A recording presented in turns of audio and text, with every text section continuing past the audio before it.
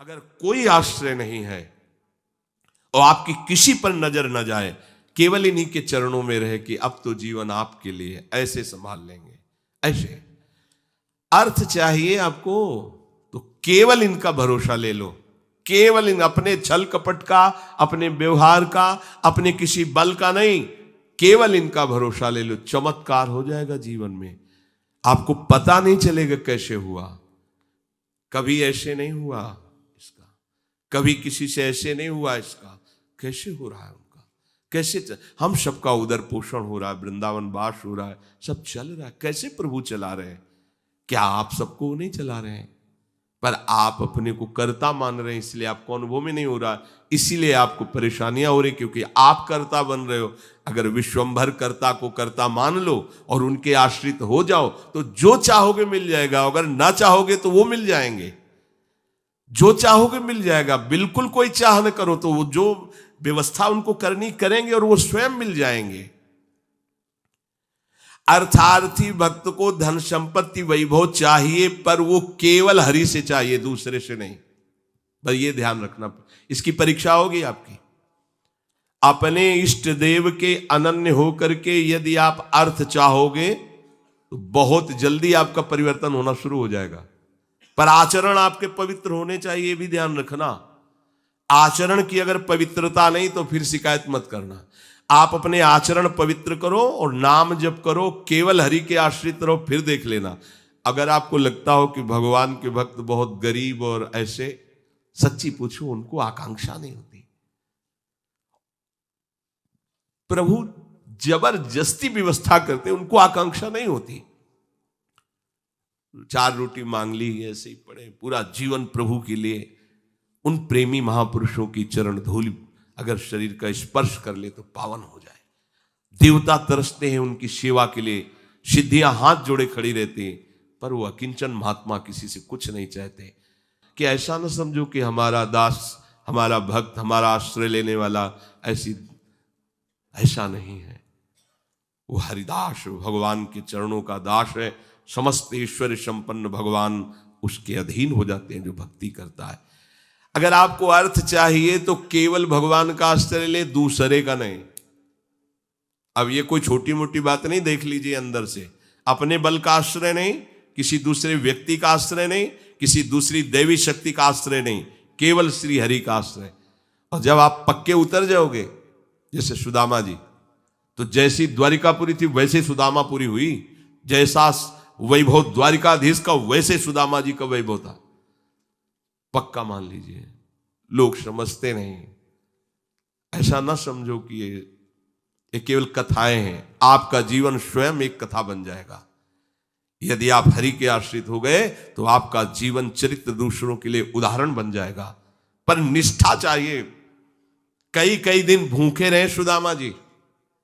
उनका मित्र किसी जमींदार के यहां पुरोहित ही करता था। वो जब पालकी से निकलता तो कहता, कहाँ गली गली डोल रहे हो कृष्ण कृष्ण बोलते हुए, आओ हमारे यहां, हमारा जजमान धनी है, आके थोड़ा वेद पाठ कर दिया करो, पूरे परिवार का पोषण कपला रहता है। हम वादा करते हैं उनका, नहीं नहीं, हमारे जजमान तो श्री कृष्ण है, हम दूसरे। घर आते पत्नी पूछती, कुछ मिला? 5 घर हो आए, कुछ मिला नहीं। चलो तुलसी दस और चरणामृत से दिन काटते।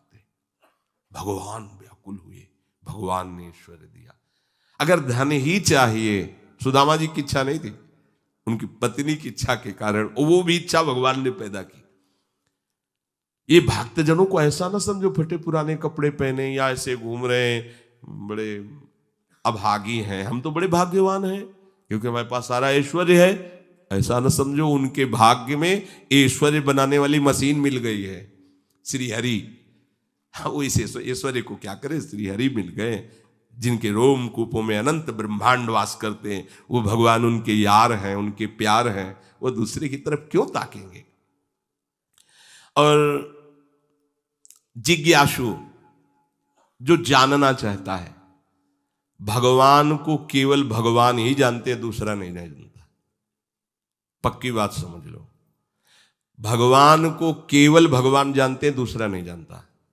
बोले संत महात्मा, इनको भगवान ने जना दिया तो ये भगवान के स्वरूप हो गए। सोई जाने जेह देहु जनाई, और जानत तुम्हें तुम्हें हो जाई, जानत तुम्हें तुम्हें हो जाई। अब वो ढांचा केवल बाहर से दिखाई देता है मनुष्याकृति, पर अंदर वो ब्रह्मविद ब्रह्मवि भवति, भगवान को जान करके वो भगवत स्वरूप हो जाते हैं। जानत तुम्हें तुम्हें हो जाई। जानने के लिए एकमात्र भगवान का आश्रय लो। अगर तुम्हें जानना है संसार क्या है, भगवान क्या है, मेरा स्वरूप क्या है, तो एकमात्र अंदर से श्री हरि का आश्रय लो, वो तुम्हें गुरु रूप से मिल जाएंगे। बस उनकी आज्ञा का पालन करो तो जो गुरु है वही शिष्य हो जाता है। शिष्य की पूर्णता गुरु स्वरूप में स्थित हो जाना, भेद खत्म हो जाना, अभेद हो जाना। जो गुरु है वही शिष्य का हृदय हो जाता है।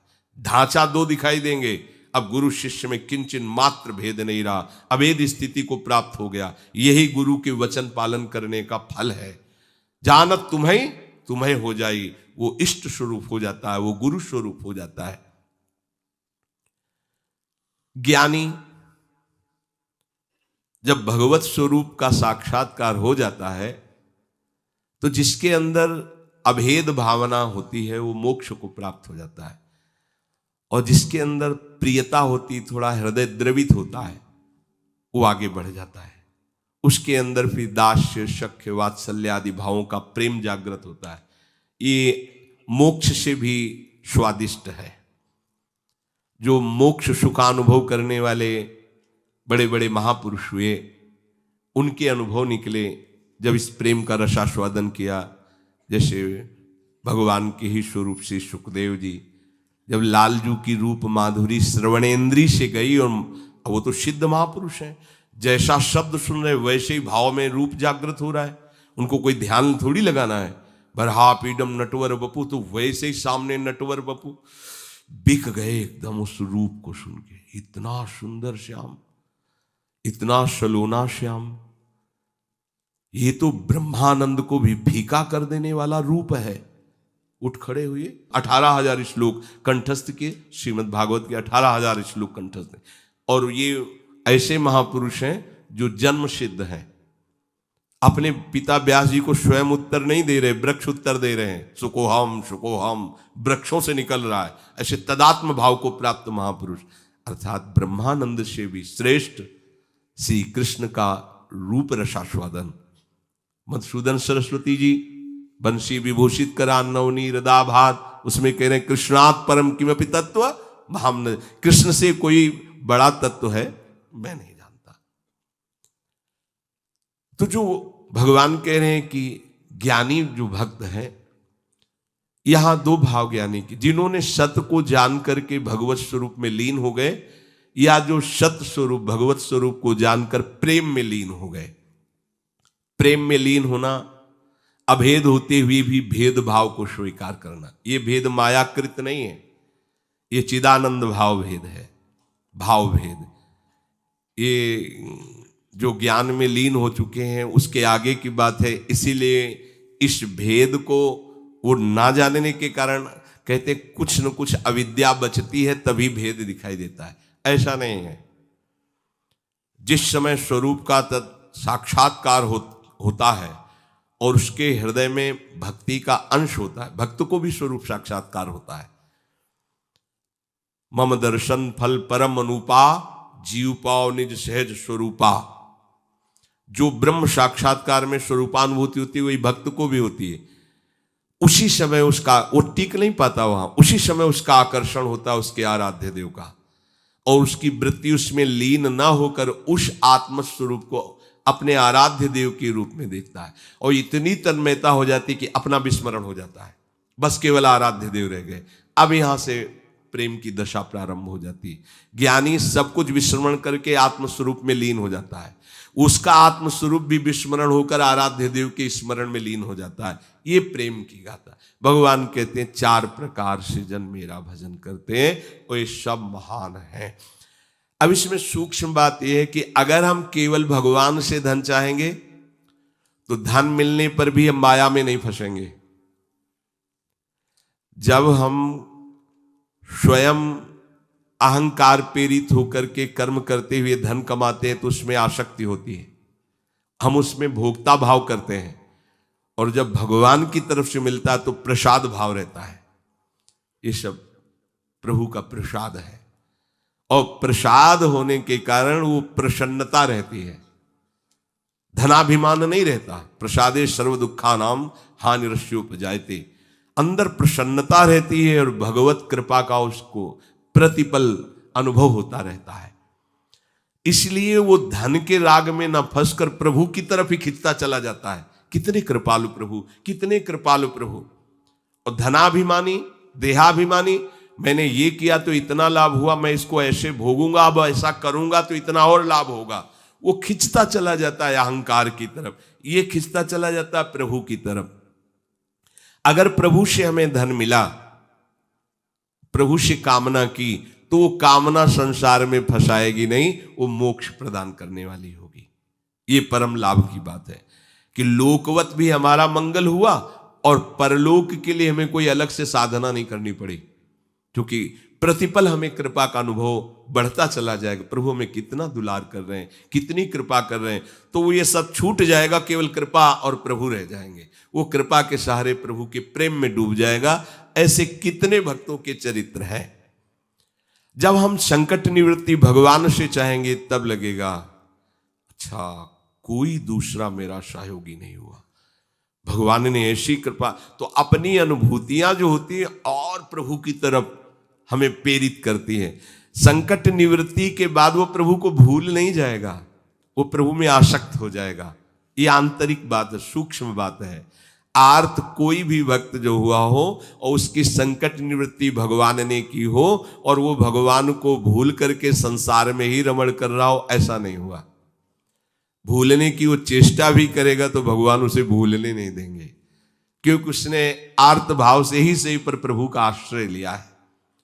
और प्रभु का आश्रित कभी माया में फंस नहीं सकता है, पक्का है, चाहे किसी भी भावना से आश्रय लिया हो।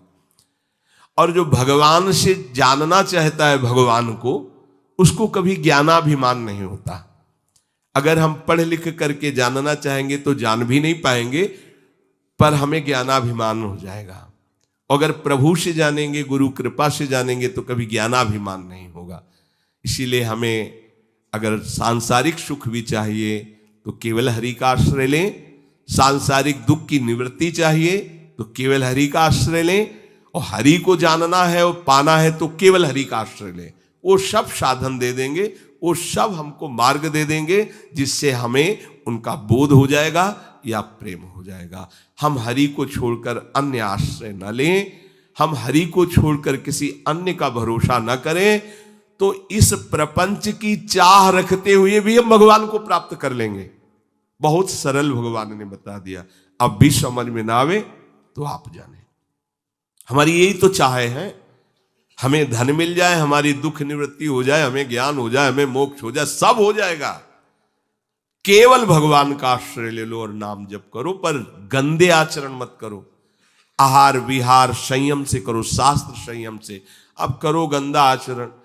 जो गंदे आचरण वाले थे जब प्रभु की शरण में आए तो उलट गए, फिर दोबारा नहीं देखा उधर, तो क्या हुआ, वो महात्मा बन गए। अब अपने भगवान की शरण में आए, अगर गंदे आचरण करते रहेंगे तो अनुभव नहीं होगा, और ये होगा कि पता नहीं भगवान आपके ऊपर प्रसन्न होंगे इसलिए ऐसा हो गया, हमारा तो नहीं हुआ। आप आचरणों को, भगवान का बल आपको सहयोग देगा, आपको बचाएगा। पर आप इच्छा करके यदि कामनाओं की प्रवाह में बहकर गंदे आचरण करेंगे तो छूट भी दी है भगवान ने, आप करो और उसका फल भोगो। अवश्य में भोक्तव्यम कृतम कर्म शुभाशुभम। आश्रित को ये ध्यान रखना चाहिए, अपने आराध्य देव के विरुद्ध आचरण नहीं करना चाहिए। अगर कहीं होने की संभावना हो तो आराध्य देव से प्रार्थना करनी चाहिए, बचा लो प्रभु। हर्षित हो कि कैसे कोई पापाचरण कर सकता है भगवान का दास कहलाकर, भगवान का शरणागत कहलाकर। सबके अंदर वासनाएं होती हैं, इन्हीं का नाश करने के लिए तो हम भगवत मार्ग के पथिक बने। और नाम में इतनी सामर्थ्य पूछो मत। ये तो जैसे जैसे तो ऐसा लगता है अभी तो कुछ परिचय ही नहीं मिला नाम का। इतना अमोघ, इतना अगाध, इतना अथाह वैभव नाम में है सच्ची मानिए, सच्ची मानिए, आप बस लगे रहो राधा राधा राधा, फिर देख लेना आप, खुद देख लेना आप। बस ये चीजें बंद कर दो जो असाधन है। ये होने के हमने विचार भी किया, जब लोग प्रश्न करते हैं कि नाम तो हम भी जप रहे पर, तो विचार किया आप असाधन करते हो, भगवत विमुख आचरण करो, कैसे प्रभु को आप प्रसन्न कर पाएंगे? अभी तक करते रहे, कोई बात नहीं, वो भूत है, निकल गया भूत। वर्तमान को संभालो, वर्तमान में कोई गलत आचरण न हो तो आपका परम मंगल श्री हरि कर देंगे। ये जो त्रिगुणात्मिका माया के द्वारा जिनकी बुद्धि ढक गई है, ये लोग आसुर भाव के हो जाते हैं, राक्षसी स्वभाव के। ये मेरा श्रेय नहीं लेते, ये महान नीच कर्मों में ही सुख की खोज करते रहते हैं। पाप कर्मों में स्वाभाविक इनकी रुचि होती है। ऐसे मूढ़ मनुष्य मेरी शरण में नहीं होते। भगवान कह रहे हैं, मेरी शरणगत, मेरे चरणारविंद का आश्रयगत जो भाव तुम्हारे अंदर आएगा तो तुम समस्त माया के प्रभाव से तर जाओगे। पर क्यों नहीं आते सब लोग? जब इतना आनंद का मार्ग है, इसीलिए नहीं आते कि उनकी बुद्धि अपहृत हो गई है, माया ने आसक्त कर लिया है। वो गंदे आचरण, गंदा भोजन, गंदे विचार, दूसरे जीवों की हिंसा, दुख आदि देना, ऐसे स्वभाव वाले जो पाप कर्म रत है, नीच आचरण वाले हैं, उनके हृदय में ये विचार ही नहीं आता कि हम श्री हरि की शरण होकर महामंगल महासुख को प्राप्त हों।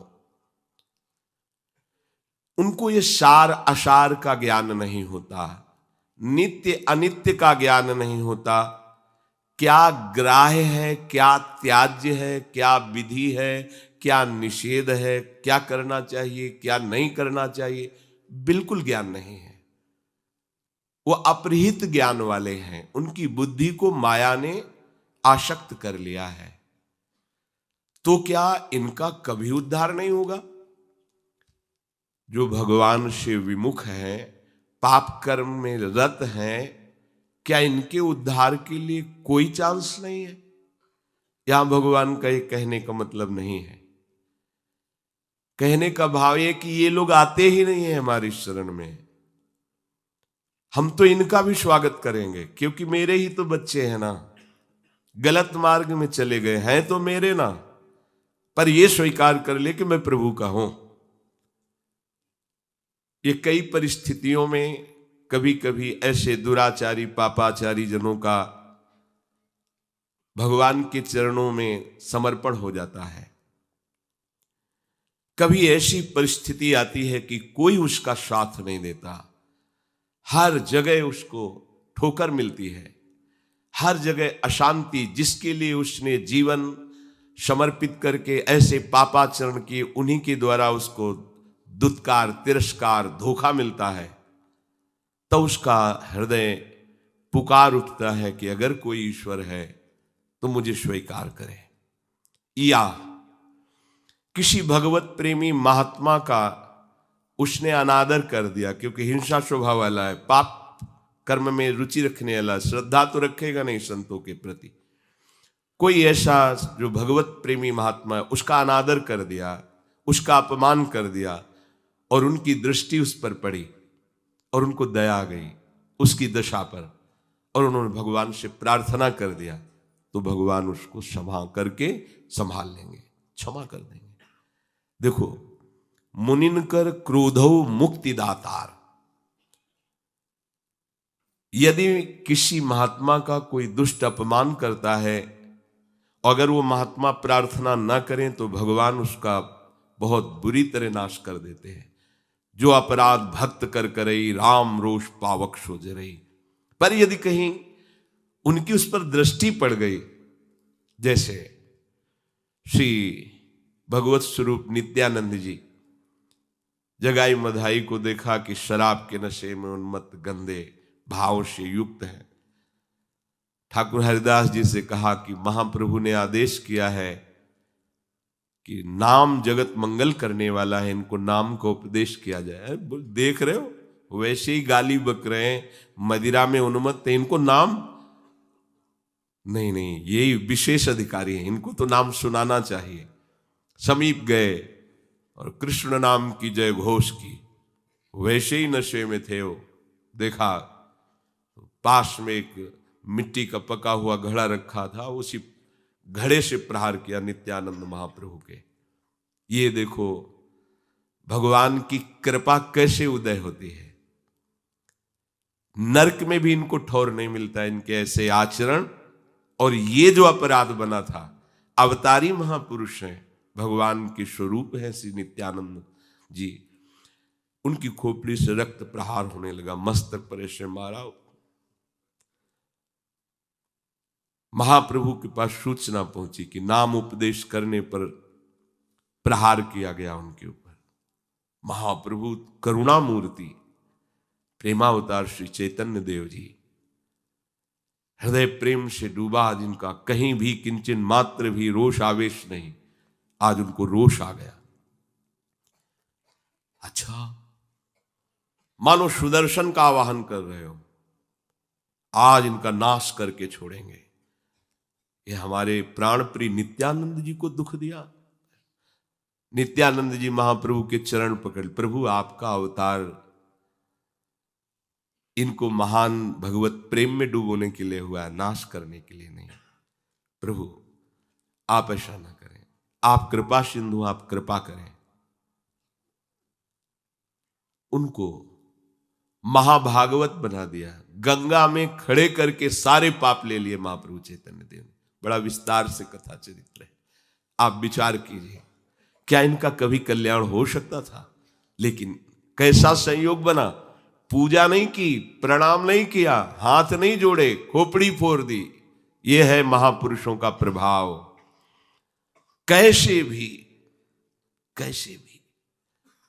ये महानता है संतों की, जिन्होंने उनका अमंगल किया, जिन्होंने निंदा की, जिन्होंने मारा, उनको परम पद प्रदान किया संतों ने।